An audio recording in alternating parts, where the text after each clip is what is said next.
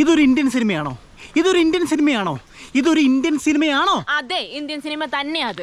നമ്മളൊരു ഇന്ത്യക്കാരെന്നുള്ള നിലയിൽ നമുക്ക് അഭിമാനിക്കാം. തീർച്ചയായിട്ടും നമുക്കെല്ലാവർക്കും അഭിമാനിക്കാൻ പറ്റിയ ഒരു സിനിമയാണ് കൽക്കി 2898 AD എന്ന് പറയുന്ന സിനിമ.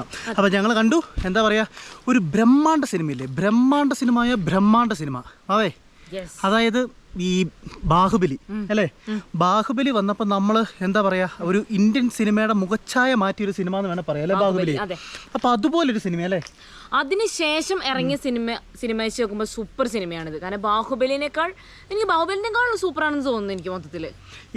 അങ്ങനെ പറയാൻ പറ്റത്തില്ല, രണ്ട് ജോണറാണ് എന്നാലും അല്ലേ, രണ്ട് ജോണറാണ് എന്നാലും. ബാഹുബലി ഇഷ്ടപ്പെടുന്നവരുണ്ട്, ഇത് ഇഷ്ടപ്പെടുന്നവരുണ്ട്. പക്ഷെ എന്നാലും ഒരു പ്രഭാസിന്റെ ഒരു വമ്പൻ തിരിച്ചു വരവാണ് അല്ലെ, ഒരു വമ്പൻ തിരിച്ചു വരവ്. എനിക്ക് അതായത് അത് കഴിഞ്ഞിട്ട്, അതായത് ബാഹുബലി കഴിഞ്ഞിട്ട് വേറെ പടത്തിലുണ്ടായിരുന്നു, പക്ഷെ ഇതിലാണ് പക്ക.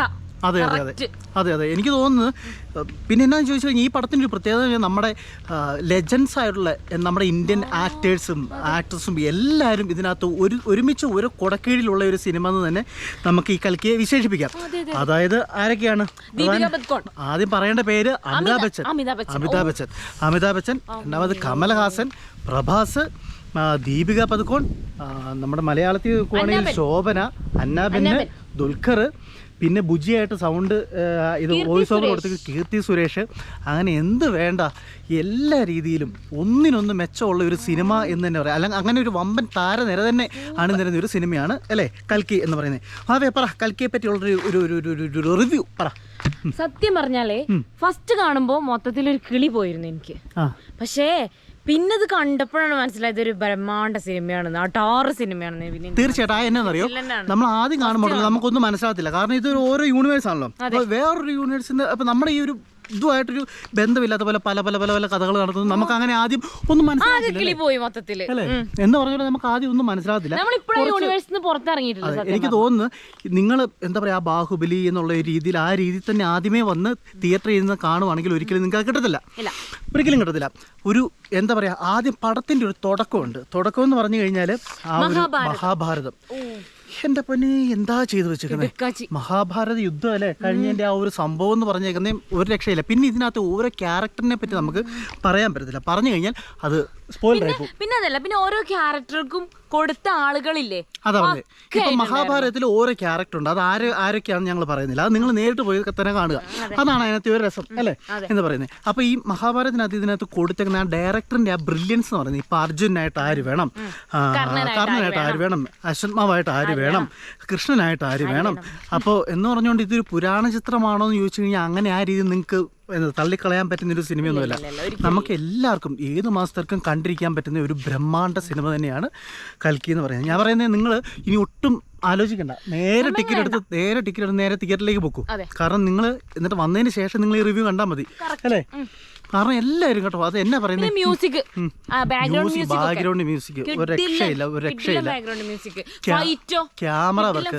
പിന്നെ അതുപോലെ തന്നെ ഇതൊരു ബ്രഹ്മാണ്ഡ സിനിമ എന്താ പറയുക, നമ്മുടെ ഓരോ ഇന്ത്യൻസിനും അല്ലെ ഓരോ ഇന്ത്യക്കാർക്കും ഇത് അഭിമാനിക്കാം എന്ന് പറഞ്ഞതിന്റെ ഒരു കാരണം എന്ന് പറഞ്ഞാൽ നമ്മൾ ഈ ഹോളിവുഡ് സിനിമ അല്ലേ, ഒരു ബോളിവുഡ് സിനിമ കണ്ടിറങ്ങിയ ഫീൽ, ഹോളിവുഡ് സിനിമ കണ്ടിറങ്ങിയുള്ള ഒരു ഫീൽ ഇല്ലേ, ഭയങ്കര ആ ഫീലാണ് നമുക്ക്. ടെക്നോളജി ഭയങ്കര ഹൈടെക് ടെക്നോളജി യൂസ് ചെയ്ത്. അതായത് നമ്മൾ ഈ ഹോളിവുഡ് സിനിമ കാണുന്ന ഇപ്പം അവഞ്ചേഴ്സ്, ഇപ്പം അതുപോലെ തന്നെ അമേസിങ് സ്പൈഡർമാന്, അപ്പോൾ അതുപോലത്തെ ഓരോ നമ്മൾ ആ സിനിമ കാണുന്ന ആ ഒരു ഫീലിൽ നമുക്കൊരു ഇന്ത്യൻ സിനിമ ആസ്വദിക്കാൻ പറ്റുക എന്ന് പറയുന്നത് ഒരു വലിയ കാര്യമാണ്, ഒരു വലിയ കാര്യം.